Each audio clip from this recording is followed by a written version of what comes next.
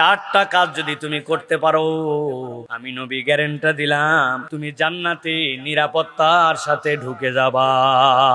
এর 1 নম্বর দায়িত্ব হচ্ছে তুমি চেনো কি না চেনো, তোমার পরিচিত হোক অপরিচিত হোক, তোমার মধ্যে একটা গুণাগুণ হবে, তুমি মানুষকে দেখা মাত্র সালাম দিবা। সালামের অভ্যাস করতে হবে। আফসুস সালাম, সালামকে বাড়ায় দাও। দেখলেই সালাম, কথার পূর্বে সালাম, চেনা লোককে সালাম, অচেনা লোককে সালাম। তোমাকে দেখলেই মানুষ জানে, এর আগে তো সালাম দেওয়া যায় না।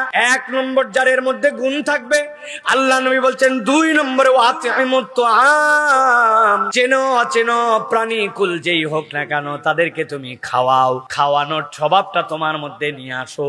হতে পারে সে একটা কুকুর, হতে পারে সে একটা বিড়াল, কিন্তু তুমি তাকে খাবার দিছো। হতে পারে সে মানুষ, সেটা তো সর্বোত্তম, কিন্তু তোমার পদ্ধতি এবং টেন্ডেন্সি থাকবে তুমি মানুষকে খাওয়াবে। এটা 2 নম্বর আমল। এরপরে বলছেন ওয়াসিলুল আরহাম, আত্মীয়তার সম্পর্কটা ঠিক রাখো। দুনিয়া জুড়া তার বন্ধু, ফুফাতো ভাই মামাতো ভাইকে চেনে না, আপন আত্মীয় স্বজনের খবর নেয় না। বিরাট দানবীর, বিরাট সমাজ সেবক অমুক জায়গায় মসজিদ বানায় ফেলছে, কিন্তু তার আত্মীয় অসুস্থ, ওষুধ কিনতে পারে না, তার খবর নেয় না। এরকম যেন না হয়। আত্মীয়তার বন্ধন ঠিক রাখো, আত্মীয়তার সম্পর্ক ঠিক রাখো। আর আল্লাহ নবী বলছেন 4 নম্বর আরেকটা কাজ করো, ওয়াসাল্লু ওয়ান্নাসু নিয়াম। এশার নামাজ হয়ে গেছে, ফজরের ওয়াক্ত হয় নাই, দুনিয়ার মানুষ ঘুমায় আছে, মাঝে মাঝে উঠে তুমি একটু 2-4 রাকাত নামাজ পড়ো।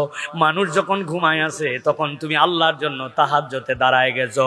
আল্লাহ নবী বলছেন যার মধ্যেই 4 আমল আছে, আমি নবী তার জন্য জানাই দিলাম তাদখুলুল জান্নাতা বিসালাম। কোনো কারো ভায়া মাধ্যম লাগবে না। এই 4 আমলের কারণে তুমি নিরাপত্তার সাথে জান্নাতে ঢুকে যাবে। সুবহানাল্লাহ।